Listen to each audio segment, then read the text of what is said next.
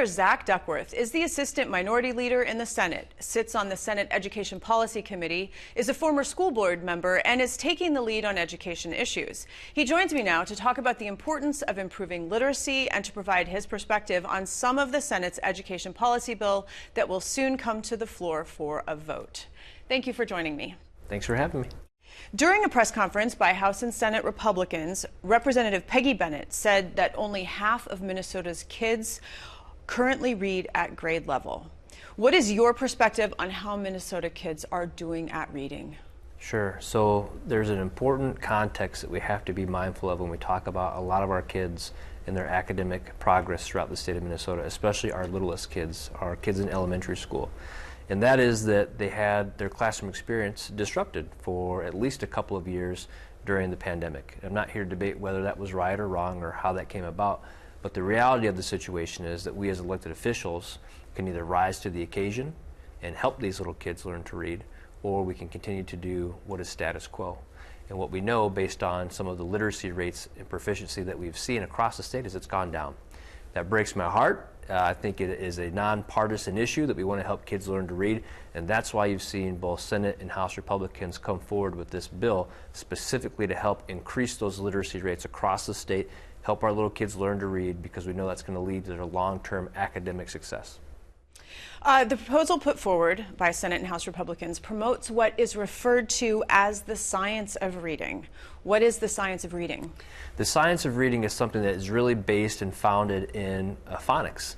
When I was a kid, I remember hearing commercials for Hooked on Phonics all the time. I can't remember the last time I heard one of those. But it has to do with the understanding that it has been proven scientifically that teaching kids how to sound out letters and the combination of letters and decode words is what sets them up for success in terms of literacy, learning how to read. There's a podcast out there I'd recommend people potentially listen to called Sold a Story. I heard it. I Very watched good. it, listened to the whole thing. It was very good. It is. Well, it's eye-opening, and it gives some of the historical context that explains, because when I say to people, we need to teach our kids to sound out words, they look at me like, well, of course, isn't that what we're doing? Well, there was a movement many years ago to actually switch and change how kids are being taught to read. The thought was much like how kids learn to talk. Well, if we simply immerse them in words and books, they'll just pick it up naturally.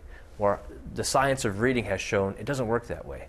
We need to have the phonics approach to teaching kids how to read. That's what is successful, not simply just providing them a bunch of books and hoping they absorb it. So that's why this program is very specific and says the state of Minnesota, in conjunction with our districts and parents, is going to double down on what we know is to be the proven method of helping kids learn to read. The details of the plan include creating a special revenue fund so that school districts that want to have the funding to incorporate new reading curriculum, instructional materials, books, and funding for teacher training, because curriculum is very expensive. How much money would be needed to retool Minnesota schools and teachers to move in this direction? So the bill calls for setting aside $250 million specifically for the Reading Reset program to provide the critical relief the districts and kids need. Obviously, we're hoping that makes a significant dent or change to what we're experiencing across the state. And if it's going to require more, helping our kids learn to read is a worthwhile investment. I don't care if you're a Republican or a Democrat, and parents don't care either, quite frankly, when it comes to helping their kids succeed in the classroom. So if that's not enough to get the job done, but we are seeing progress, we will continue to make those investments in our kids. That's really what the whole basis and idea of the program is. And the approach is less top-down. The state's not going to tell you exactly how to go about this. What we're going to tell you is use science of reading, ask us for the funding, and we'll get it to you, because no one knows better how to help these kids than the teachers in the classroom that are familiar with them, that know what works and what doesn't with these kids, in combination with their parents. This should be a let's give the resources to the districts and the teachers who need it and are asking for it, and allow them to work in conjunction with parents on helping our kids succeed. The Senate DFL's education policy bill is next headed to the floor. It primarily includes proposals from the Department of Education and from the Senate DFL. Among the proposals that members of the Republican caucus have objected to is one that would prevent colleges from requiring a faith statement for potential PSEO or post-secondary enrollment option students. Those are students who are in high school but seeking to take some college courses on the college campus. What is your view? Well, here's what I could tell you about PSEO. In stemming back from even when I was a student, let alone my time on the school board, it is a well-regarded program that people see as a fundamental advantage to many public school kids across the state. When we talk about helping kids make college affordable, when we talk about helping kids and families reduce their student loan debt or burden, PSEO has been a golden opportunity for kids to get ahead and do those things. And so our issue with the bill is, and the restriction on PSEO is, if we're going to limit those opportunities for students, we don't see that as a win. And quite frankly, neither do they. In all aspects of that bill, the thing I've heard the most about, there are two things I've heard, but the thing I've heard the most about is parents and students are very upset that we would potentially be reducing PSEO options for kids.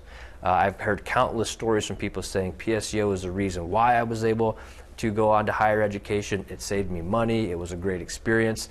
And I have not heard anybody in my time working in education say that they had any issues with PSEO. So quite frankly, I don't know where this part of the bill is coming from. But I do know it's got people upset because I see it going to limit the options of people. If for some reason you're a student applying to a higher institution and you don't like that aspect of their enrollment process, well, then maybe perhaps there's another PSEO option you can take advantage of that does suit your needs better. But the fact that we would simply eliminate some options altogether for students, that's not a win-win for anybody. Another change is the requirement that 11th or 12th graders will take 1 credit in civics and that 12th graders will take 1 credit in financial literacy in order to graduate.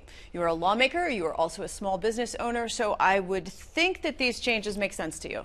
Yeah, so there, and I kind of jokingly admit to, we typically say, well, we don't want to mandate anything or make any changes in our schools, and then I'll kind of sheepishly say, except for, financial literacy or civics, right?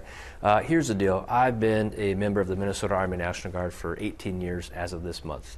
Our kids knowing about their civic duties and responsibilities and what it means to be American and what it means to be Minnesotan, I think is one of the most important things we should be teaching in our public schools. I certainly learned it as a student, not just in the classroom but at home. And we have to make sure that kids are graduating from high school knowing and understanding that.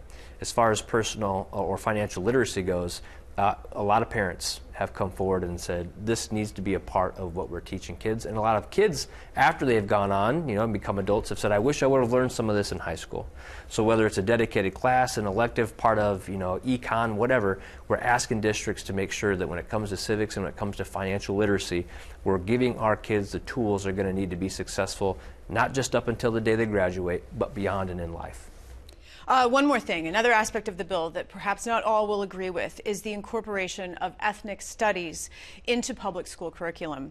The provided definition is, quote, the critical and interdisciplinary study of race, ethnicity, and indigeneity with a focus on the experiences and perspectives of people of color within and beyond the United States, end quote. I recall that you mentioned in committee that you have a diverse background, but what is your perspective on this aspect? Sure. Well, as it relates to my background, my great-grandfather was born in Mexico, immigrated to the United States. My great-grandmother was also of Mexico. He was a last name like Duckworth, and maybe based on my appearance you might not guess I have quite a diverse family, but I do. My grandfather also went on to serve the United States during World War II under General Patton. And many of the things I learned from him and other family members have to do with, treating people with respect, has to do with equality, has to do with tolerance, valuing diversity, all the things that as Minnesotans and Americans we do. And those are things that are being taught in school. When you look at how when you look at the definition of ethnic studies or ethnic studies curriculum, there's a little bit more to the definition than you just shared, and there are other things that get defined within that definition that some people, when they look at it, begin to say, are we taking a step away from academic instruction and beginning to potentially talk more about politics or a certain political ideology? And that's where the rub is. Number one, it's a curriculum mandate that would be pervasive from kindergarten all through 12th grade. In some instances, they're saying that every single subject matter needs to be taught through that lens. And I think that's where some people begin to challenge the academic aspect of it. And then, we've got teachers out there who are saying, you keep filling our plates with so many things, and now you're just adding even more to it. We need to focus on the traditional academic standards and instruction our kids need. And let's do that first before we begin to add more. Senator Zach Duckworth, I want to thank you so much for your time. No, I appreciate it. Thank you.